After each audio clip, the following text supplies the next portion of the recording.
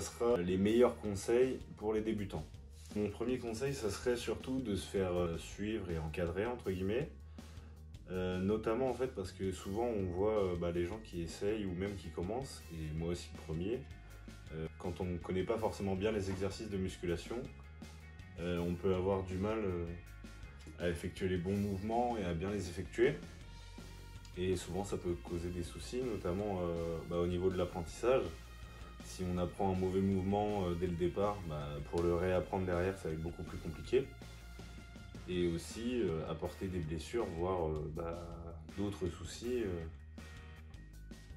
Par exemple, une mauvaise sollicitation sur un exercice ou autre. Ok, du coup le deuxième conseil c'est prendre son temps.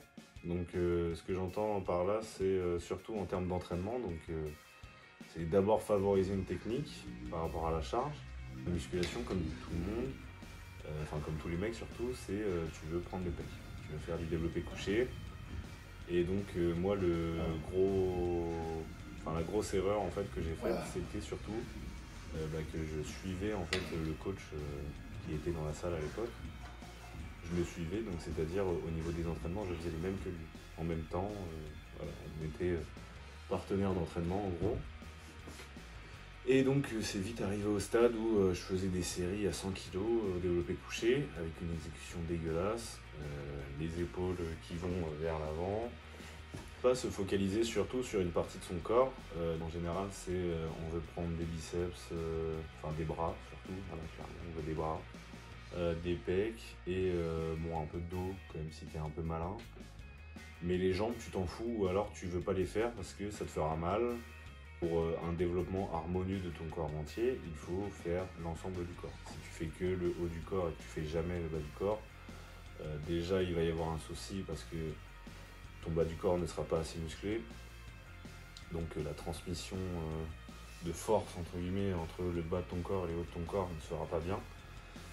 L'autre souci c'est surtout sur tous les mouvements même du haut du corps, vu que tu seras moins stable avec tes jambes, du coup tu perdras de l'efficacité et de la force dans tes mouvements. Aussi pour les femmes. Donc même si y a beaucoup de femmes qui ont peur de vite devenir trop musclées, de ressembler à des mecs, même si j'aime pas du tout ce concept, mais il faut faire autre chose que les jambes 3 fois par semaine les filles. C'est comme ça. Il faut faire aussi un peu le haut du corps quand même un minimum. Donc même si c'est chiant, même si on apprécie moins. Ne pas croire toutes les bêtises que les gens peuvent dire ou qu'on peut voir sur les réseaux sociaux. Donc après, on peut dire ça aussi de moi, que je suis personne et que je donne des conseils de merde. Ça, peu importe. Ne pas croire les influenceuses ou même certains influenceurs qui promettent des choses qui sont quasiment impossibles, voire impossibles totalement. Quelqu'un qui va vendre une transformation en un mois avec vraiment beaucoup de kilos, ou alors une transformation vraiment exceptionnelle et qui dit ça c'est une transformation naturelle, il faut vous dire que déjà ça va varier de beaucoup de personnes, ça va varier de la génétique, de l'implication de la personne, de son alimentation, de son entraînement, de son intensité d'entraînement, etc. Donc plein d'autres facteurs. Mais il ne faut pas oublier en fait que le but des réseaux sociaux, c'est de faire de l'argent.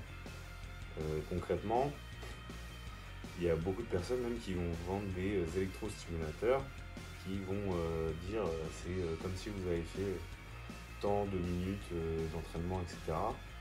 Mais par contre, ces personnes-là, de base, elles sont musclées, ou alors elles sont bien physiquement, avec la chirurgie esthétique ou pas forcément, ça c'est pas le sujet. Mais on voit jamais de réelle transformation avec des électrostimulations ou quoi. Et ça, désolé pour les gens qui sont adeptes de ça ou quoi, mais c'est une réalité. Alors, faites que de l'électrostimulation et mangez relativement bien. Vous avez un physique convenable, mais vous aurez jamais quelqu'un de ultra développé ou quoi. Les programmes minceurs, voilà, le but, un régime, oui, c'est sûr que ça va marcher sur le court terme. Si tu t'arrêtes de manger pendant un mois, t'inquiète pas que tu vas maigrir. Hein. Société qui propose des régimes ou même des repas carrément livrés toute la semaine, etc. Oui, c'est sûr que ça marche bien sur des gens qui font pas de sport et puis qui mangent de la merde toute la journée. Et si tu prends quelqu'un déjà de base qui mange à peu près équilibré, qui mange pas trop gras et qui de temps en temps fait du sport, déjà normalement t'as pas un physique éclaté.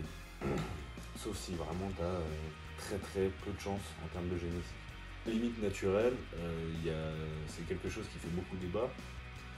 Il y a des gens qui disent qu'elle existe, d'autres qu'elle n'existe pas, d'autres qui disent que oui, elle est atteignable, mais tu peux toujours aller un peu plus. Essaye de t'entraîner naturellement, sachant que t'es pas dans un objectif de devenir compétiteur et de gagner de l'argent en faisant des compétitions de bodybuilding. Moi déjà de base j'ai jamais fait de compétition et ça me tente peut-être d'en faire une un jour, mais je trouve ça cohérent en fait si tu veux être le meilleur, si tu veux être un champion dans ce domaine-là ou quoi, même en faisant juste ces compétitions-là, t'arrives pas à en vivre. Est-ce que ça vaut le coup de se niquer la santé? Après ça c'est chacun son avis dessus. Moi je sais que j'ai envie de préserver ma santé, ne pas se comparer avec les autres. Parce que en fait c'est toujours simple de se comparer avec les autres. Tu aimes plus ou moins te regarder toi-même, mais tu trouves ça plus simple de te comparer au mec qui est à côté dans la salle. Qui est gros ou qui est méga maigre, ou un mec qui a l'air balèze de ouf, et tu te dis ouais bah ça se trouve je suis 2 fois plus fort que lui, ou alors je peux faire exactement comme lui alors que j'ai un physique qui est moins ouf que lui. Mais en attendant, il ne faut pas oublier que c'est un sport qui est propre à chacun. La génétique, comme je disais, la morphologie. Si tu es quelqu'un qui a des insertions de muscles plus ou moins bonnes ou quoi, déjà, il faut savoir que le rendu ne sera pas le même. Pareil, la longueur de tes segments, c'est déterminant pour des mouvements, pour les charges que tu peux utiliser, etc., pour les exercices que tu peux faire, et ne pas se comparer aux autres, en fonction de tes pathologies aussi. De faire des exos qui vont te péter le dos encore plus, tu vois. Toi aussi, t'es d'accord? Tu fais quoi là? Tu fais quoi? La lâche? S'entraîner avec quelqu'un. Donc si possible, s'entraîner avec quelqu'un qui est meilleur que toi. Donc meilleur dans le sens plus expérimenté, ou alors qui peut t'apporter des techniques ou même des connaissances qui sont très bonnes à prendre quand tu ne connais pas grand chose. Faut rester ouvert, parce que le mec qui dit non non t'inquiète je sais ce que je fais gros, qui ressemble à rien, ou alors qui soulève rien, oui, mais sois ouvert. Pas faire n'importe quoi au niveau de l'alimentation.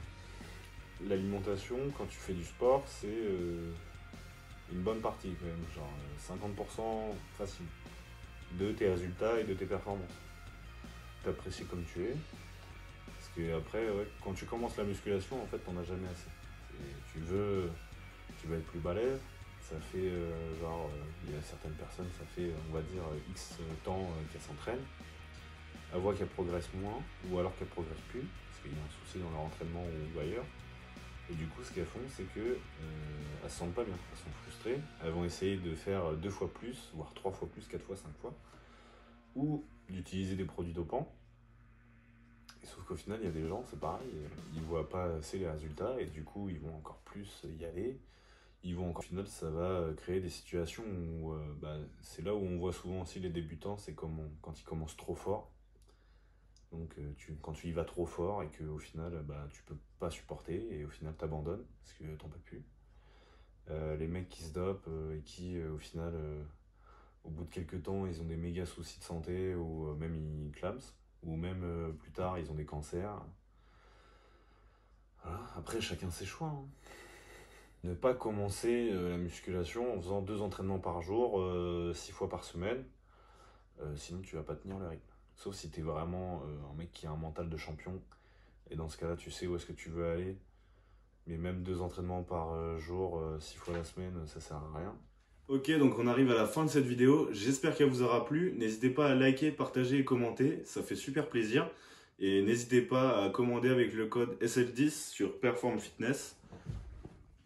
Vous aurez le lien en description. À bientôt!